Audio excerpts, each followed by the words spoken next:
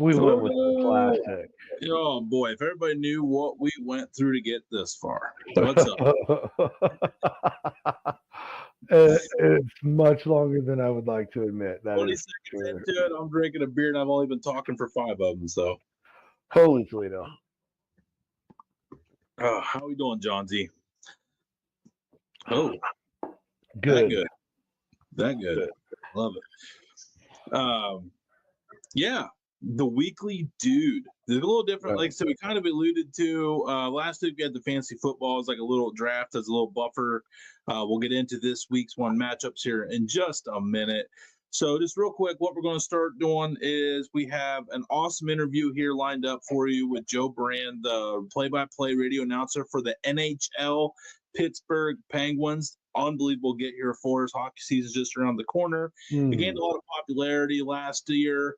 So I wanted to talk with Joe, and he gave his VIP point of view on the whole status of NHL. And I just thought it'd be something cool to dive into. He'll be coming up here in a little bit. But we also want to go over the sports. We want to go over the foodie news. We want to do everything in one show. We're going to keep this thing moving. Fun facts, fun stories. Johns and I literally share each other stupid stuff all the time. So now we're just going to share that stuff with you. Our goal is to share like funny, interesting notes, facts, like funny stories that happen. Johnsy, what else am I missing? I'm not sure. Yeah, that's about all. I was pulling up something for a bit in the show. I'm sorry. Nope, that's on me.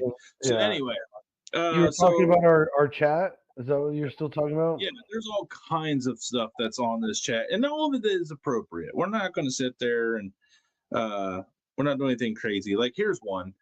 Joseph Benchik, the last knight. He lived in Czechoslovakia until 1945, like a real knight in a castle. No electricity, no cars. What makes this guy awesome and definitely due to prove, Johnsy, he attacked German tanks on his horse in full armor during World War II. Yeah. He just went out there. Get out of here.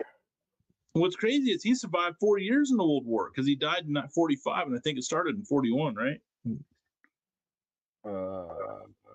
No, I believe. I guess so. My question is, what the hell did he do in World War One? He was in real good health during that. Maybe that's why he just took this stance. He was like, you know what? Screw it. I'm not going through this again. Yeah. No, sir. No, I'm gonna go back to the old ways, and if they don't want to fight me like that, then that's it. Thinking like Monty Python and the Holy Grail. Fight me like a man. You're no man. But anyway. The best part is when they're at the castle and he's like, your mother was a hamster and your father smelt of elderberry. Like, there's just back and forth, nonstop, ridiculous. You gotta like that humor, though. You gotta like that humor. A lot of family in my life really can't stand that. Same. But yeah, I don't know. That's like one of the fun factoids. So yeah, you never know what the hell's gonna come out of our mouths, though. Is there anything foodie news that's been going on here? Well, fun facts. I mean, we'll go back. Wait. I mean, it is breaking news. What was the last? I mean, there's quite a bit. Oh boy. Let me grab my beer. The last one we reported was the high noon Celsius contains alcohol, wasn't supposed to, blah blah. Undeclared wheat allergen. There was a couple of listerias coming back around, I remember. But yeah, Wegmans cheeses. Yep, couple listeria. Always rearing her ugly head out there. Right. Clover Valley instant coffee, potential presence of glass. I believe we did cover that. Okay, so okay. Okay, we're up here now. Middlefield Cheese Company, we found out about that. That's another listeria. Okay. Listeria. Did we do Bluebell ice cream? Undeclared nut allergen. Okay, salmonella and listeria. Ooh. Viva, VIVA, ground beef for dogs and ground chicken for dogs and cats. Man, they're coming after our pets now. Holy Jesus. I think they have to say that because it's got to be edible for human consumption or they can't sell it. So you can't have dog food with listeria in it.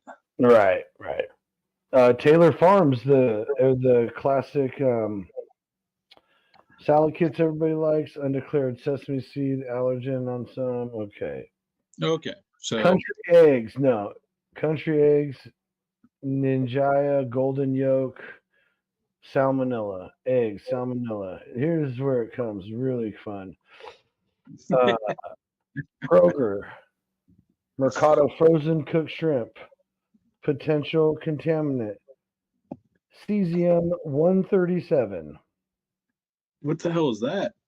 Aquastar, cocktail shrimp, potential contaminant, cesium 137.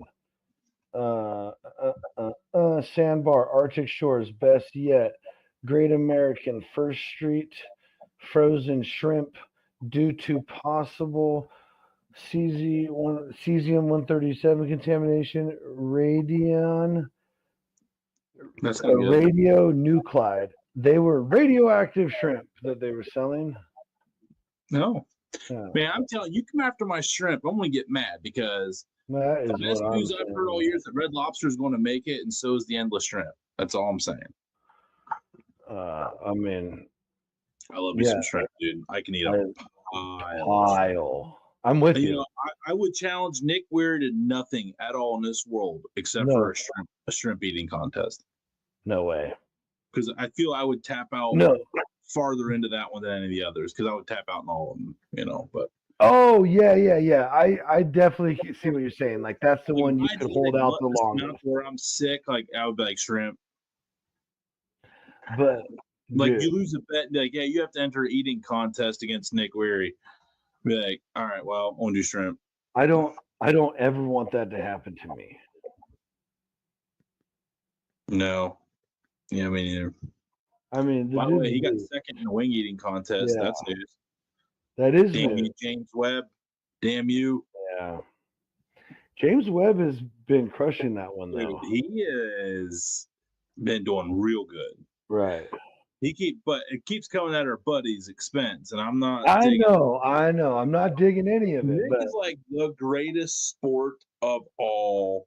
dude, he's just like so happy to be there. He's happy for everybody. Yeah, he's like, I'm just happy to be here. Yeah. And he's just a monster, man. Yeah. Just a big ball of kindness.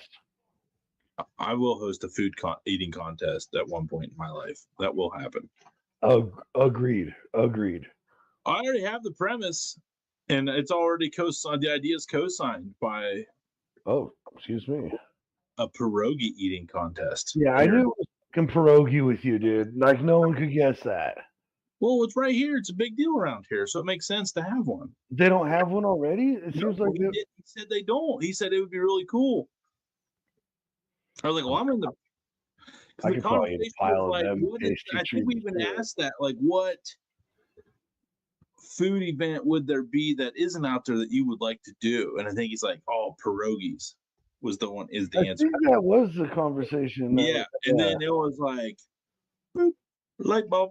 Like, we can do that here. I mean, we just need a couple of things to put that together. I mean, not we, but I mean, you know, that's just a couple of conversations and figuring it out from there, I guess. Yeah. Stay tuned, folks. It's we're about to get into a brainstorming session right here on the show, and that is not what this show's about because we're going to keep it moving. Keep it moving for sure. Next random topic. What is it? Oh, we definitely don't want that. Hack Wilson. We love our old baseball.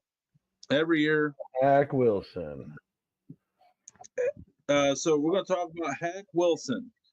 He hit 56 bombs with an MLB record 191 RBIs in 1930. Wow. But here's the backstory. Hack Wilson was a Husky booze hound. who loved to raise hell. His manager would often bail him out of jail just before first pitch. A 5'6" brick shithouse. Zach said he had never played drunk, just hungover pretty much every day. He loved to fight and cuss. Don't mess with him when he's been on that stump whiskey. He'd beat up other players during the game and after the game. Stump whiskey. If anyone thought he was yellow, he was going to show them they were wrong. He beat up some Reds players for calling him a bastard. Dropped one of them in the dugout and a couple more at the train station right there on the tracks. Yeah, that's awesome. Sick, drunk bastard out there just beating the hell out of everybody, man. Dude, them guys back then were just built different. I mean, that's like post Ty Cobb. So he like kind of took Ty Cobb's throne, but he was with the Cubs. Oh, Hostess Ding Dongs got pulled over. Oh yeah, mold. Right, I forgot. On mold concerns on August 25th. I forgot about that one. Sorry. Yeah. Well, yeah, it wasn't in the. Anyway, but yeah, we got an interview coming up here in a few minutes with Joe Brand. Like I said, we talked about that. Guy was real cool, man. The guy was awesome. He was happy to do it. He felt like he kind of rose up through the ranks pretty quick. I mean, he put in his time. Now, don't get me wrong. You know, he was just always made himself available. He came from the Chicago market. He actually wanted to be a baseball broadcaster. And then ended up in the world of Chicago Blackhawks, then Pittsburgh Penguins. And we just talked about like popularity, his journey, and then what his favorite new foodie scene is in Pittsburgh. Coming out here from Chicago. Johnsy, any guesses? I guarantee you're wrong, but I want to hear a guess of what because he's from Chicago. Right. And a lot of similarities. A lot of pierogies out there too, a lot of brats. What, in Chicago, pierogies? Chicago, yeah, pierogi. Chicagoans will say they invented the pierogi, which you said a lot of it's the same. Are you talking about him in Chicago or him in Pittsburgh? Him in Pittsburgh. I asked him what his favorite food scene was in Pittsburgh that he's enjoyed discovering since being over here. Is it the pierogies? No, I said you won't. I guarantee you're going to be wrong. So probably not the pierogies. That's the only hint I'm going to give you. It's off the wall.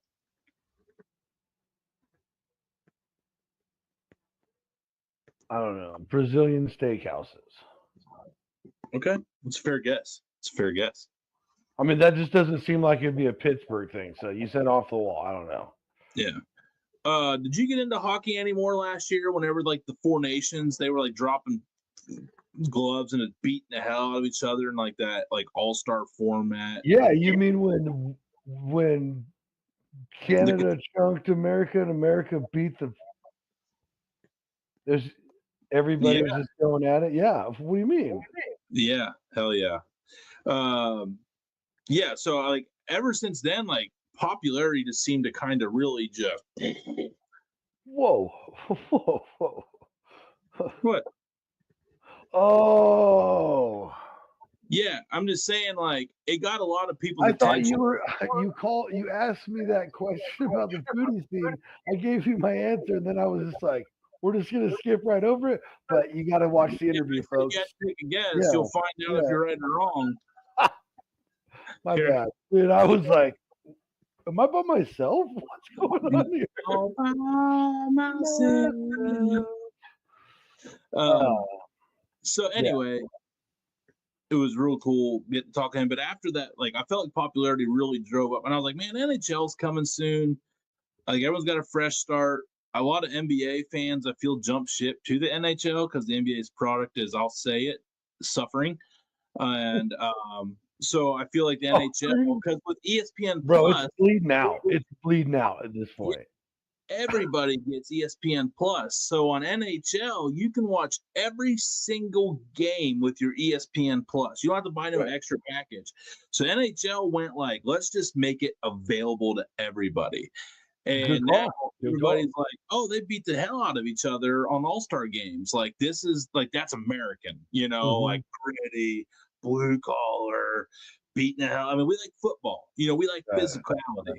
So it's kind of like hand in hand. So I feel like there's a lot of people that jumped ship to the NHL, at least gave it a little try last year. And I just didn't know if maybe you were one of those people, Johnsy. I mean, last year, I mean, I enjoyed the fights, but I mean, I can go get my Sharks jersey thing that is definitely more than a year old. What's really funny is the San Jose Sharks came up in a conversation with me a couple weeks ago up in Michigan. Their first round draft pick was out of the Saginaw from the Saginaw Spirit. Yep. And the guys that I golf with up there they go to like season ticket holders. Like they're all about the Saginaw Spirit up there. So everybody goes to games, and they were breaking down for me how San Jose might not keep him because they're not very good, and that he might just not. Because the first rounder, you got to put him straight to the NHL, and they're not good, and he might just be better off going back to play another year of like junior hockey. Yeah. Wild world. And you get picked up by a better team. I get it. Yeah. The Sharks aren't that great. They're not. It sounds like they're pretty. Well, the Penguins are supposed to not be that good either, but it's like the last time ever, like Sidney Crosby, Evgeny Malkin are going to be on the same team. So it's a little here for Pittsburgh. So this is a good time to interview, I felt, Right.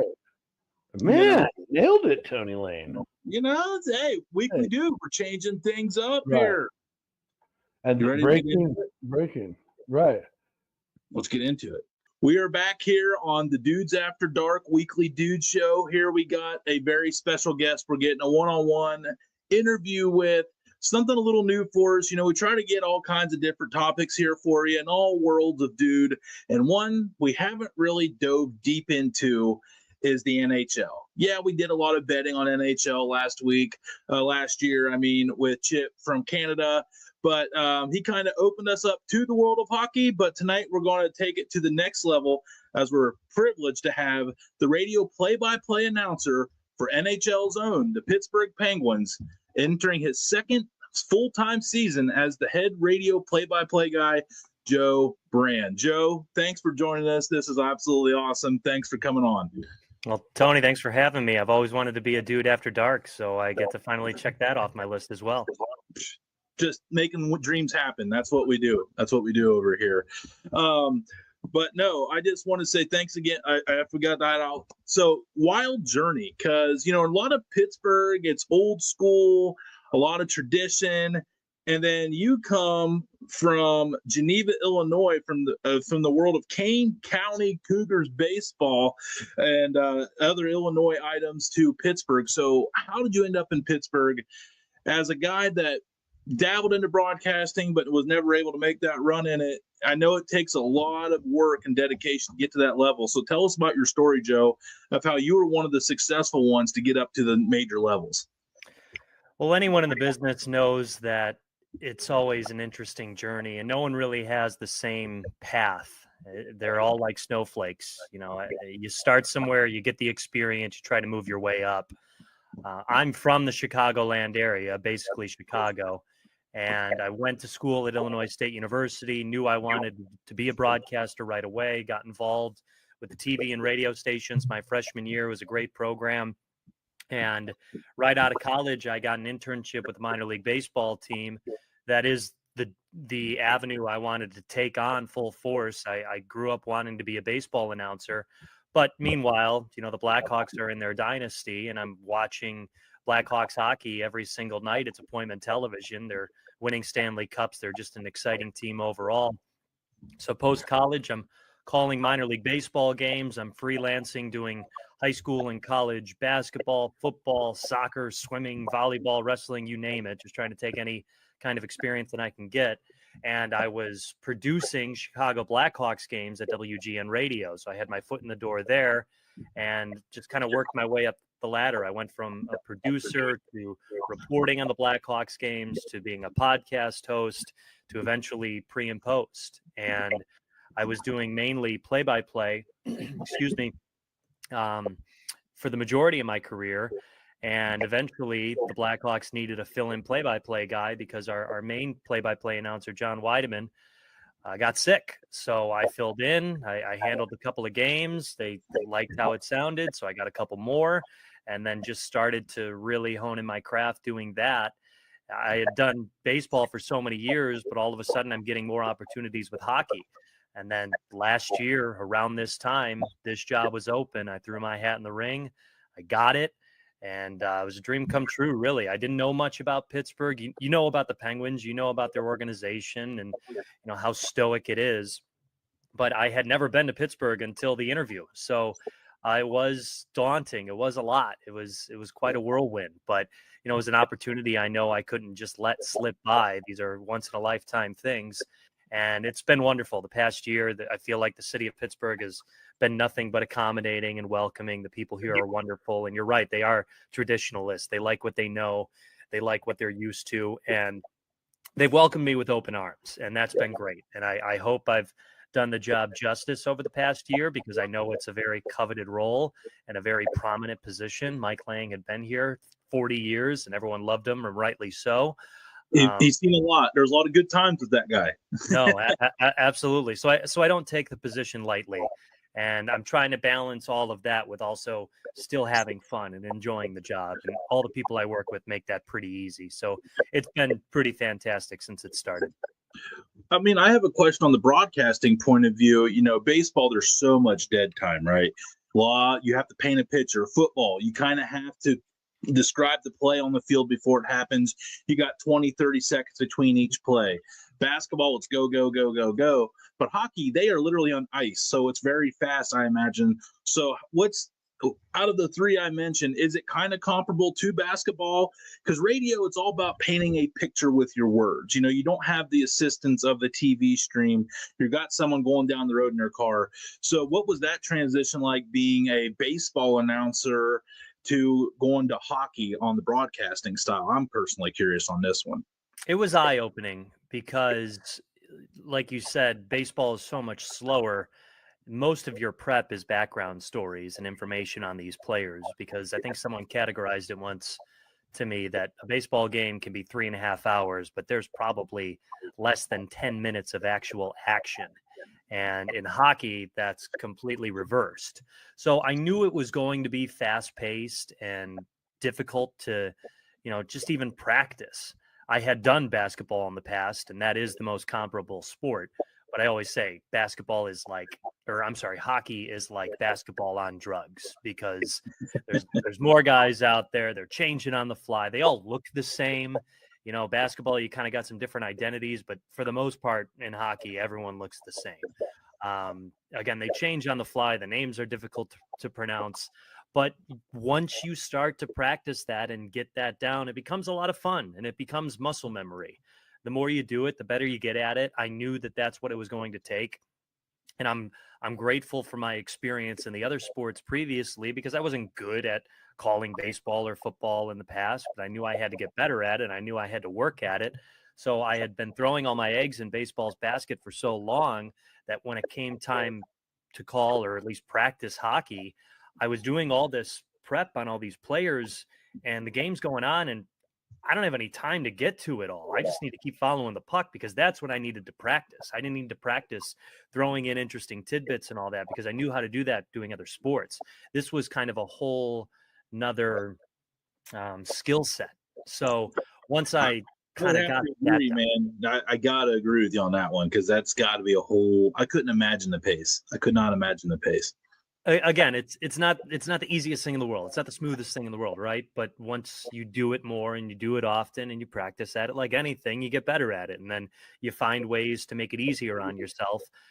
You know, before I'm following along the puck every single moment, every single pass, trying to get every player that touches the puck. But now I can kind of take back and generalize it a little bit, as long as I'm still on top of the play. So you learn shortcuts along the way, not to diminish anything with the job. Like, you still have to be on top of it, but there's ways to make it still efficient, even if, you know, you're not being incredibly precise every single moment, because I don't think the listener necessarily needs that every single time. You got the grace of radio. I'll tell you that. You got there's been definitely some extra assists getting thrown around to different dudes. I'm like, I think Number 10.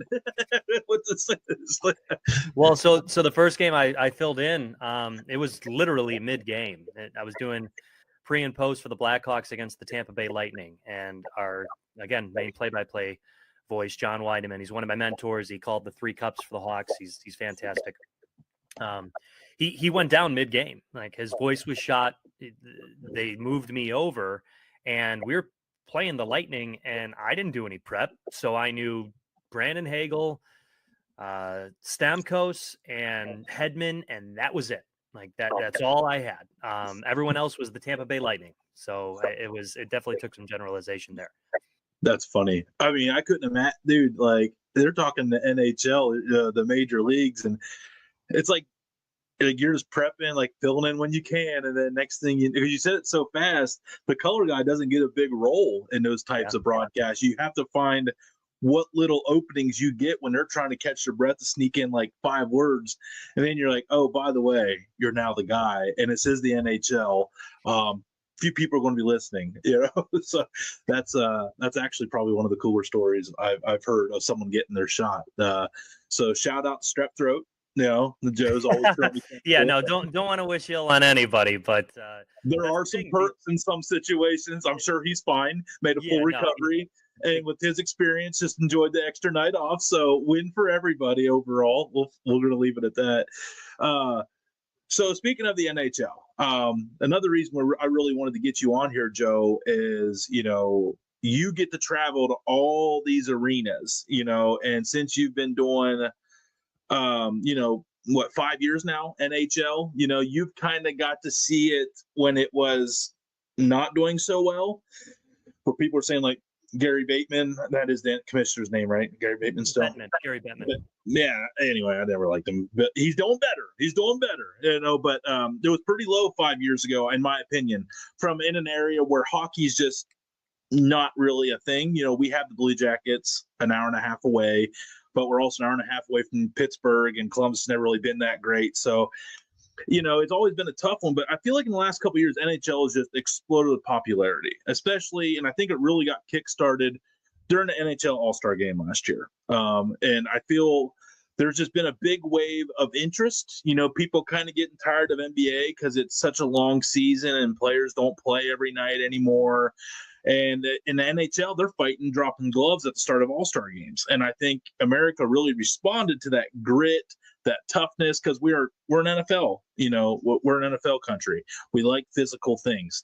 Do you feel in your travels and being a part of it for the 5 years now, do you feel that in the last couple of years it's grown more than normal, or do you feel that it's been growing like this for a while now? Or is it not growing at all? And I'm just, just in an area where it is more interesting now. It is definitely growing, but I do think a couple of things. I think it has been over the last few years that has helped amp it up a little bit. I think there's reasons why. I'll get to that in a moment. But also, hockey is a niche sport that all the diehard fans and hockey enthusiasts have always known how great and entertaining it's been. But recently, I think, and I don't mean to correct you, but it actually wasn't. I'm just some dude, man. I don't know. Yeah, no, but so it wasn't the All-Star game. It was the Four Nations face-off. It was something different. So that's what I think has helped, though, because it kind of an all-star feel, or at least I thought it was. Is that the all-star format though, or am I wrong on that too? This was brand new what they did this past year. It was basically an appetite, or to create an appetite for the Olympics, which is coming up this upcoming year. The NHL All-Star Game really hasn't been much. It's gotten as much criticism as the NBA All-Star Game, truthfully. That's tough.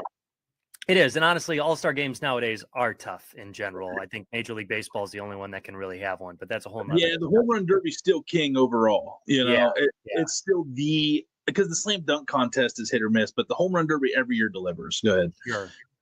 But back to your point, I think it's a couple of things. I think the star power these days in the NHL is very exciting. I mean, Connor McDavid's probably the best player out there right now.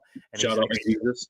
And he's an exciting player. Sidney Crosby, who had been the best player for so long, is still producing. He's still contributing. He's still being a force out there. Just wrapped up another 90-point season despite being at age 38.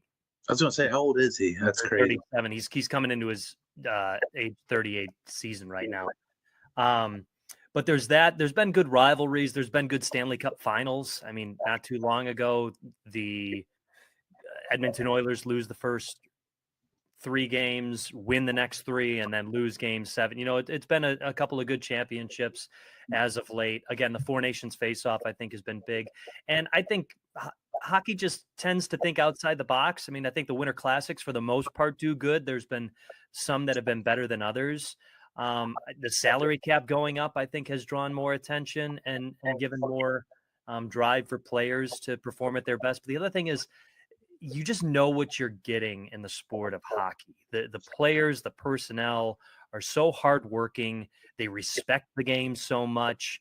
I mean, I come from baseball, and the players were great. The athletes are always great for the most part. Sure, you get some bad eggs here and there, but not really too many.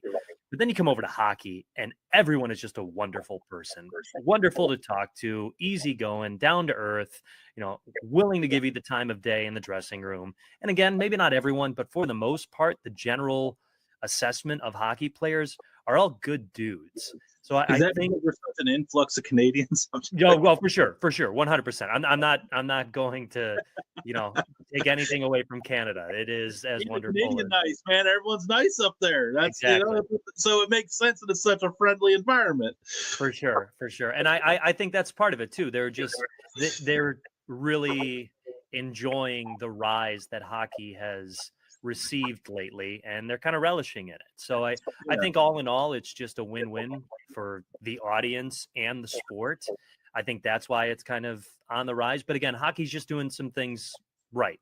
Good competition, good star players. A lot of different teams have chances. I know Florida just won back-to-back, and we saw, back-to-back cups with the same 2 teams, but there's a lot of teams out there that have a chance, or at least feel like they have a chance. The playoffs are tough to beat too. It might be the best in all of sports, the Stanley Cup playoffs.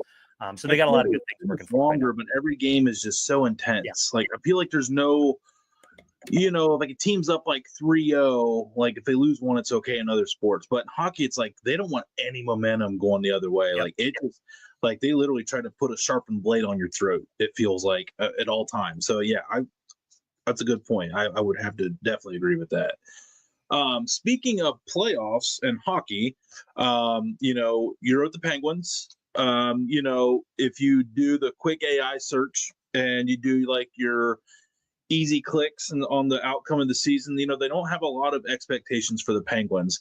But, you still have Malkin. You still have Sid the Kid. And, oh, gosh, I forget. Letang. Yeah, Letang's on there. So you still got like 3 like future Hall of Famers on one roster. You always have an influx of talent. You got a lot of good leadership. So, and is the national outlook being a little too tough on the Penguins this year? You're a guy that's front lines. You get to see a lot of the talent develop last year. I'm sure they're bringing a lot back. Is there hope for the Penguins fans this year?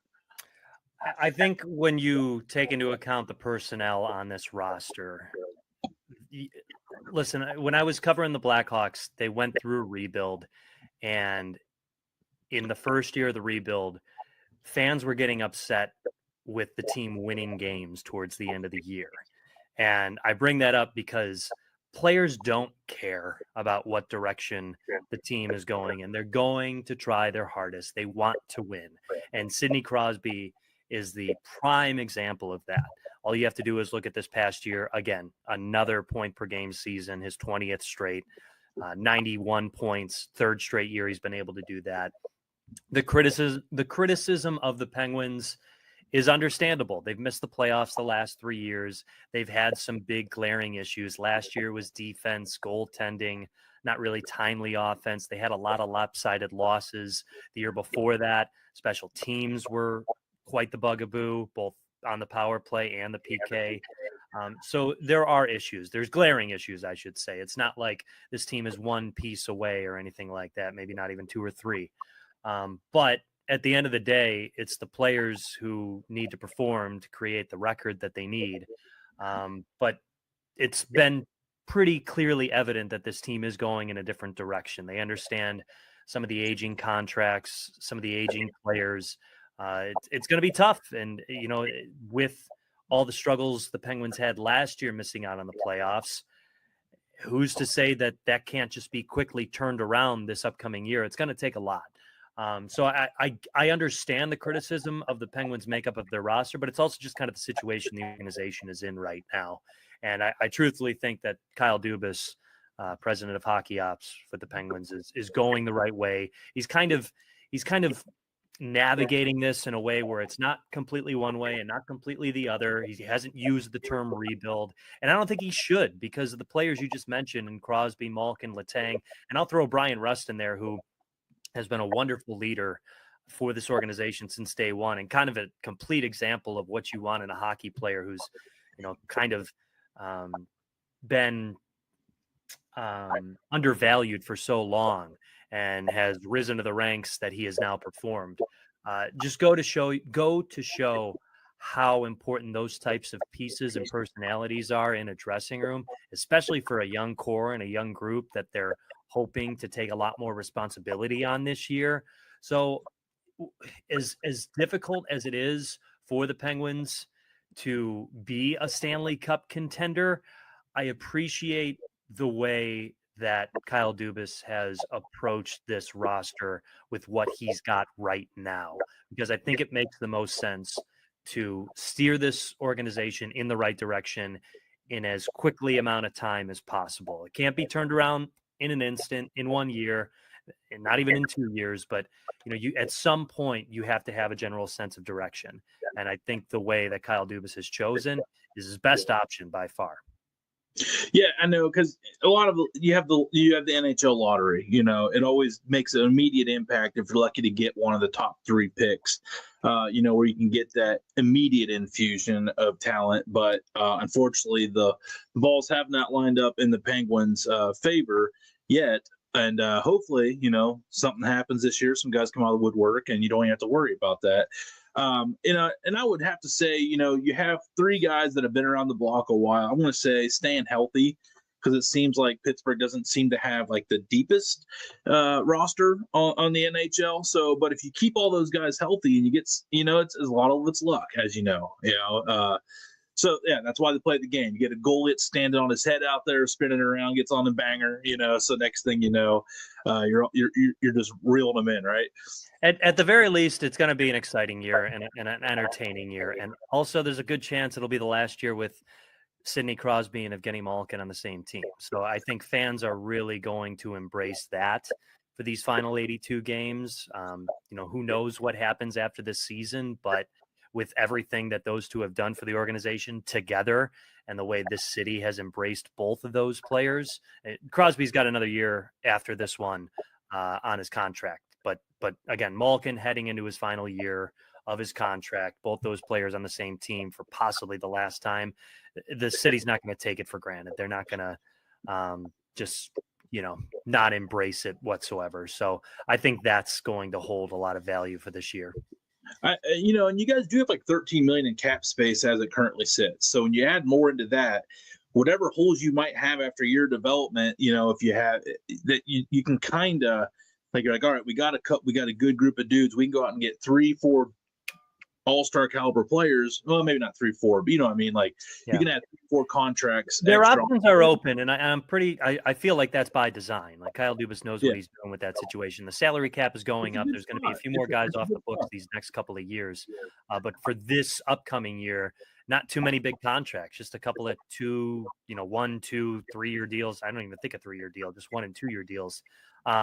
For not much money. And where the Penguins are right now, it gives them an opportunity to maybe get a more veteran type player that's looking for a scene change, looking for an opportunity to just get some quality playing time, not to mention play on the same team with Sidney Crosby, if not the same line as Crosby. But then that helps different players set up and get an opportunity. So, again, it all seems to be by design, and with the situation the Penguins are in right now, I understand why they want to go this route. Yeah. And, and also with the NHL is a lot of teams trying to get rid of some big contracts. And if you're in a spot where you can absorb a couple, sometimes you can get a player without making him pick your city. You can make that choice for him. One last question here for you, man, because we're big on food here. Big on food. Pittsburgh got a cool food scene. You're from Chicago, another cool food scene. What has been some of your favorite Pittsburgh dishes that you've got to experience that you didn't get in Chicago? Do you have a hot spot out there that's been like the coolest? You know, Permane Brothers gets all the national public love, but I want to hear the Joe down, and I want to hear that Pittsburgh spot, man, a real Pittsburgh spot. Number one, the food scene here has been fantastic. I've been very impressed by it too. Even coming from Chicago, I was a little worried. But the area we're in, we're in the city, but not like in the downtown area. A lot of good food in Lawrenceville. I will say, to avoid the cliches with Permane Brothers and the pierogies, which are all great, I'm loving the Asian food here. I don't know what it is, but there's good Taiwanese food. There's a lot of good sushi. There's a place not too far away. It's kind of the main spot, but it's a hot spot. It's expensive, but it's definitely someplace you got to check out. Pusiti's Garden, and it's Vietnamese. I want to say it fills up with reservations. I think the reservations open up at 8:00 every day, and they are all filled within an hour, 30 days in advance. So you got to do your homework and do your legwork to get to it. That's like one of the premier top spots. There's a few other places just down on Butler Street, Dim Sum, Nan Ban, the Parlor. Again, all these good little Asian spots I did not expect to find. But that, along with just plenty of other good different kinds of diverse food. Pittsburgh's a great food scene, man. I'm not gonna lie, I'm very surprised with the answer. That was I know. I was like, you're like, well, Chicago's got a lot of pierogies, but the pierogies in Pittsburgh's pretty cool too. Different, like the Polish. But I guess you got all that in Chicago. Yeah. There probably is a lot. It's like it's all the other Midwest cities. A lot of Polish, Irish, like Slovenian, and Italian. Serbian. Serbian, a lot of Serbian. Up in Cleveland, we have a lot of Ukrainian towns up there too. So you have all that. So you coming in with the hot Asian scene and sushi scene was a little unexpected, but hey, I'm here for it. That's why we ask the questions. Joe, thank you again, man, for making this happen here for us. Going to get you out of here. I know you got a lot going on as always. You got the season coming up. When's opening puck again? What day? Opening night is October 7th at Madison Square Garden against the New York Rangers. So, man. Well, no one likes New York in this area. I can tell you that. So we're definitely Penguins fans in that one. Well, hey, man, have a good year on the call. We're looking forward to staying in touch with you and following along. I'm definitely going to be. I think I'm close enough to where we get some of the Penguins games on some of the radio stations. We're close enough to the river here. So definitely got to hear that beautiful, soothy voice, on the radio here, talking to as about as smooth as a NHL guy on skates. How about that for cheesy? I like it. Penguins radio app too. Just download the Penguins app. It's radio top right corner. You can get it right there. NHL.com. I think every game on the radio is free, so you can find us there as well.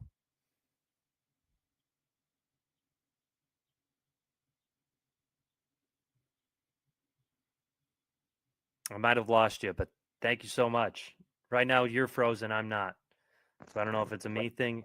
Oh, there we go. No, it was a me thing. Great timing for man to have a glitch, right? Beautiful. Love that. Love that for me.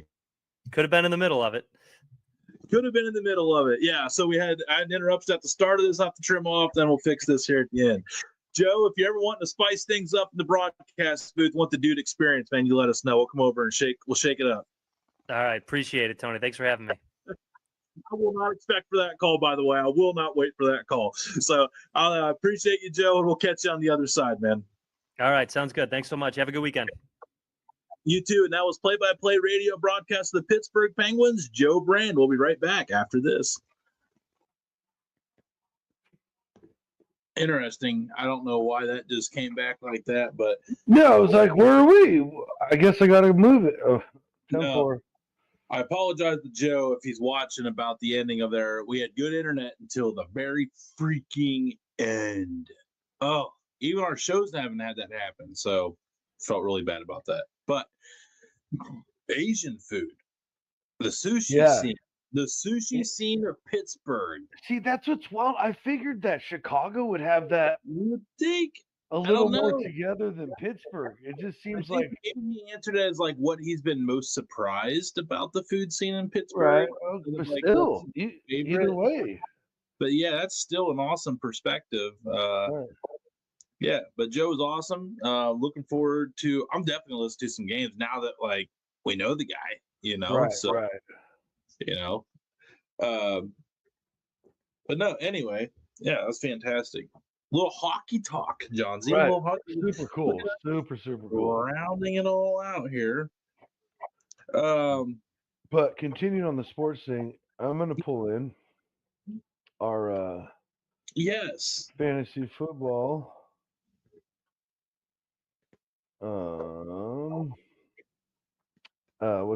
This is the first week match. The matches for the first week. So all right, I gotta maximize this because I gotta see projections. Dude, do you know what kind of projections they gave me for that grade on my draft? I don't know. Yeah, they gave me like an A+. Yeah, they sent me this thing all about like how good my draft was. I was like, what the f-?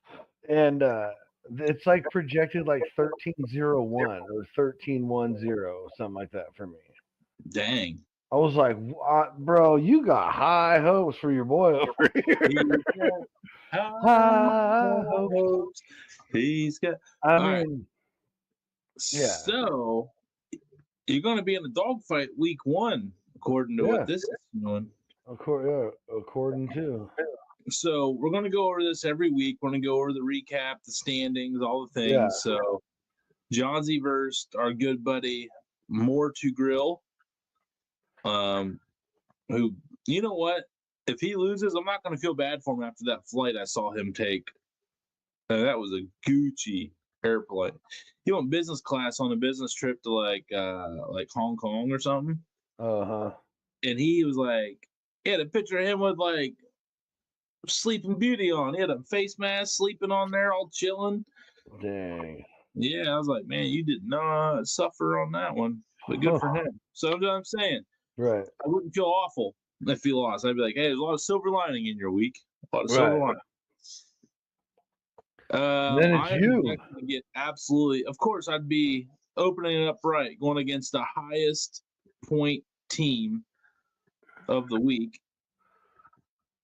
So, see, this is what I don't understand, right? Is how do I get such a good draft grade, but then there's 3 people who would beat me?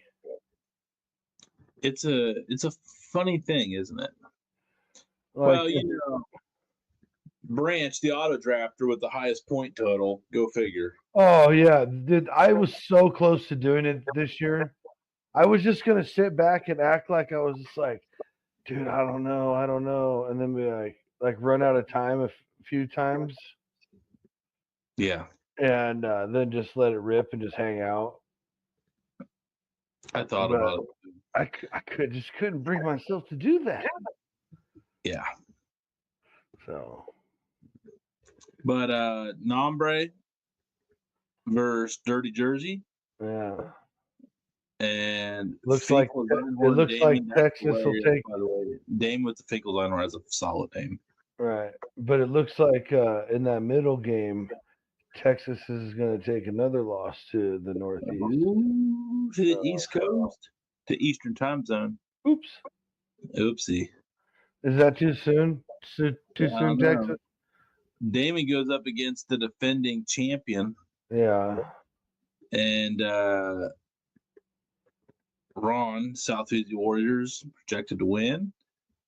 And Hanford Pigson, which ex-Browns player, Hanford Dixon. Mm-hmm. So Hanford Pigson was a funny name. I called as soon as I saw that when I was loving it. And then going against Dubé. So yeah, we'll see how it works out in week 1. Excited about that. Excited to keep it going. So right. Yep. Yeah, it all looks pretty. It looks like it's going to be a pretty intense opening week. Yeah. But they said that about some other games that were going on this last weekend, and you saw those. Yeah, we did while we're making sauce. Sauce. Here's a funny one that we came across. Habsburg was Emperor of Mexico from 1864 until his execution in 1867. He refused a plan to attempt escape, partially because it would have required him to shave his beard. Who? Habsburg, Emperor of Mexico. Tim Shore. I mean, here's what he looked like. Oh, that guy. So it said like part of the plan was to like shave his beard, but what if like the rest of the plan was put on a dress? Like dress up like a woman, shave your beard off. Why did you go there? I don't know. That's interesting. Because I know there's been other attempts by people back then to try to dress up as peasants or dress up as a female to escape civil uprising and get caught. Oh, you meant it like that. Okay, never mind. Okay, wow. I don't even want to know where you're going. Actually. No, I thought we were going down one of the tunnels. No. In that one, you know, the rabbit hole. No, we're not. No, not today. Not today. No, it's fine. I'm already done. So I just thought you were bringing up. We did talk about that we were really excited about, and we'll wrap it up with this one because it's a foodie one. Oh, okay. Favorite cereal, or there was that look. I saw that look of like, oh yes. I can already tell you, and it was only around for like a hot second. The Ninja Turtle cereal. Oh, never had it. It's like a Lucky Charms-ish kind of deal. Okay, so they did like a Lucky Charm Teenage Mutant Ninja Turtle marshmallow or something. Yeah. So like, there was like a bow staff, like there's like all these little things that were the crunchy bits, and there'd be like these little turtles, if I remember right. That's such a specific. Okay, so what was your favorite common cereal that wasn't a limited movie runoff? 100%. Oh no, it was around for a while, bro. What do you mean? Man, I never seen that ever. We live different lives, my friend. Probably. Hands down, without a doubt, still to this day, with a delicious bowl of almond milk, Cinnamon Toast Crunch, period. But not the on brand cereal. The Cinnamon Toasties in the bag is way better. It has way more cinnamon flavor. Yeah, the Malto Meal cheap shit. Yeah. Well, it's not that cheap anymore. Bro, I understand that. Bottom of the barrel, but guess what's in the bottom of the barrel? All the cinnamon. I'm never mad when I come back and it's like, this much of the bag left. Like, it's the dessert end. Let's go. Yeah. I tell you what, Cinnamon Toast Crunch is my number one. It's always just been something cinnamon. As a kid, I really liked the Oreos. I thought those were like the Oreos. Oh, I remember those. Chocolate, but they had like the white pebble that were supposed to be like the cream. Like yeah. And I remember soaking in some milk. Those were bangers. I did not like Reese's Puffs candy, but I like the Reese's Puffs cereal. You don't like Reese's candy? I do, but I like not the cups, but I'll eat like the frozen peanut butter pieces. You don't like regular peanut butter cups from Reese's? Okay. Yeah, I'm just okay. Have you ever had any of like their like candy bars that they do all kinds of crazy stuff with? Now, if you put like the dark chocolate with some caramel and like salt on it with some peanut butter, then like No. They got this they have like one. Reese's fudge cups, put them frozen. They got these ones it's covered in chocolate, and then it's Reese's Pieces, the little like M&M candies, Oh, I've seen those. and then it's just a bar of chocolate or caramel in the middle. It's disgustingly sinful. Oh man, I don't know if I've heard. I don't know. I will Yeah, eat I'll that. have to. It's a specific one that I don't see them all the time everywhere. So let me find it. I'll get it, and you'll have to try this one. It's it's leagues above a peanut butter cup. Like Leagues above, he said. it's like they finally pulled a recipe out of like the top shelf that the designers, like the owner or the people who do all this stuff, have been sitting on forever, just making their own at home.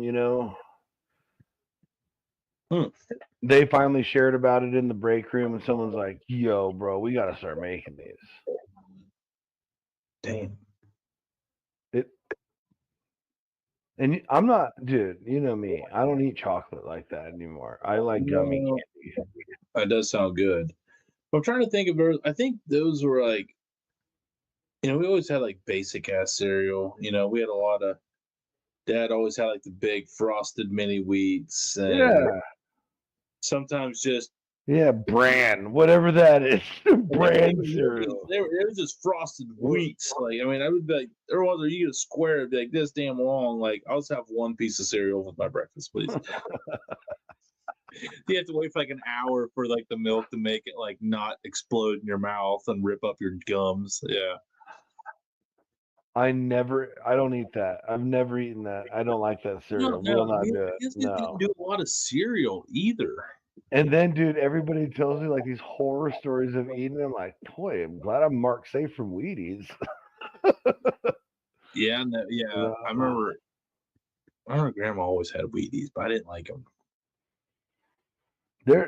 I mean, we'd always get Cheerios, and you'd have there's to always like, annually. yeah, there's always like Cheerios, like Rice Krispies, but like just a bag full of Rice Krispie puffs. I don't know. But I also once I started figuring out I was lactose intolerant, I didn't eat cereal for years until I learned about soy milk, and then I found out how good that is for you. So I switched to almond milk, which is like, yeah, it's probably not great for me either, but what do you want me to do?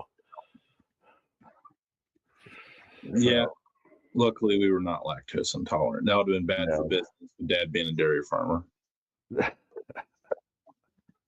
That'd be very interesting. I could see like my dad working with a kid that was lactose intolerant, like for like having to go buy like special milk when he would like literally have like a 200-gallon tank full. Dude, imagine all the times like you're in those moments where it's like, damn it, damn it, Timothy, like just listen to me. But like you're working on a milk farm and then also having that small resentment that he's lactose intolerant, and you're buying like this Acidophilus milk or whatever else, and you're just like, whose fucking kid are you? My dad would have probably been like, use water.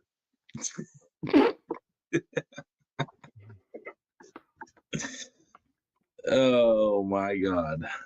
Oh, dude. A lactose intolerant dairy son. That'd be funny. That would have been interesting turn of events. I was telling funny stories. I was Chucky, like, you all know Chucky, a friend of TDN Outdoors and the bourbon hunting videos. Mm-hmm. And he tagged my dad on a Dude Network post, and I texted him. I was like, if he does see that, guarantee that's the first post of the Dude Network he has ever seen in his life. Guess what? There was never a like. There was never a like. So I'm like, I think that record remains undefeated. Dude, It'll be like a year from now, all this, like some crazy amount of time from now, to just be like, Jeff lays like your picture or your post, whatever. Oh my God.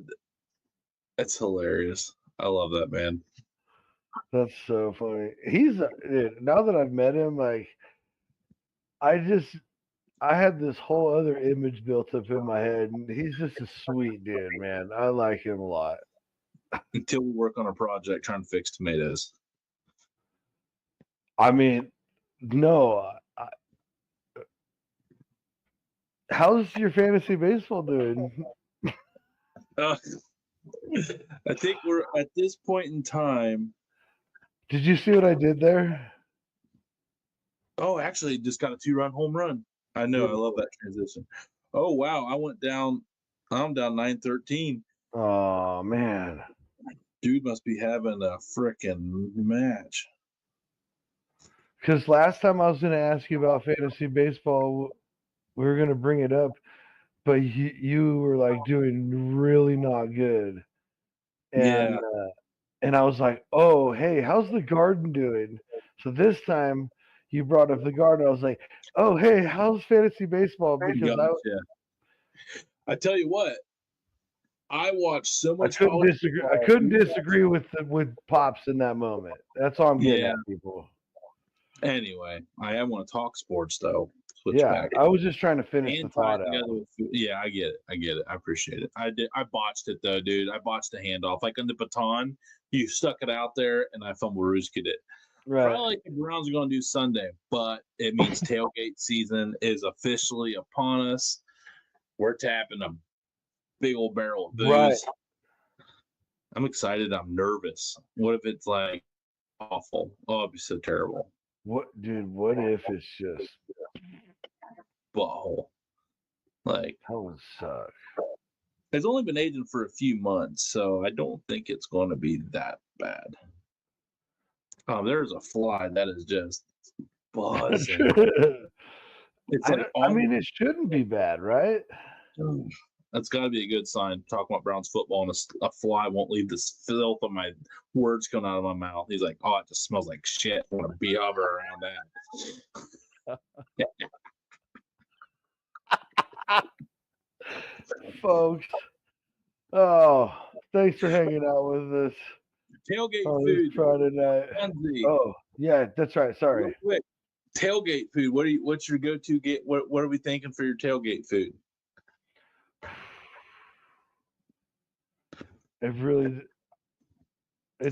It depends. The first one. Or what to you is tailgate food? I'll make anything into tailgate food. You just scale down and figure out a way to put it in like personalized portions. I guess. Well, you got solid tailgate food. But typically, like wings, barbecue. I'm thinking like brats, like a loaded brat. Yeah. Well, brats. No, not loaded brat, just a grilled brat with. That's why we did them on that thing, and a soggy ass hot dog bun because they got stuck on the ice cooler on the whole way up there. That to me is tailgate. Like, let's go. I'd rather not have the soggy bun at all. Didn't want it either, but that's what tailgate season. It's not preferred. No. See, with me, I still run a proper party. Sorry. I'd be really bummed if the brats are soaked. If the buns were soaked, I would really ruin the day. Yeah, I would just be like really pissed. I was thinking like partially damp, cold, because they were in moisture, but like in a bag, that kind of, not like, oops, I dropped them in water, like Nick does. Oh, that's what I thought when you were like moisture because they're in the cooler. I'm like, bro, there ain't no coming back from that. What you're talking about, you just throw them on the grill for a second and they're fine. Yeah. That's true. They get wet, Yeah. Sometimes I like a soft bread at the brats because they don't rip up the mouth as much. They kind of protect the mouth a little bit. A little soft, little touch. A little pillow in your mouth. I don't mind it at all. At all. But I do understand the purpose of the toasted bun. I mean, I mean, the crunch, I guess. I like Yeah. soft. I like soft. I mean, don't get me wrong. I love a toasted sandwich, a toasted bun. But the non-toasted just soaks up all that beautiful brat juice I and know. Then you get to, and the juice tastes so good with the carbs. so good, dude. Yeah. And that's what lays on your tongue first when you take a bite. Weekly dude law on the weekly dude.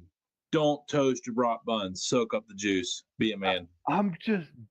Yeah, do it. Minus the be a man part. That was copying the other dude. That guy does it way better than I'll ever will. But first Be a part man. was us. Yeah. Be a man. Take accountability. Yeah. Send us out of here, Johnsy. I cut you off once. You were doing such a good job. Oh, I was just saying, thanks for hanging out with us. I hope you guys are enjoying the new format. Continue to stay plugged in on the Dude Network. Hope you guys are enjoying the long form.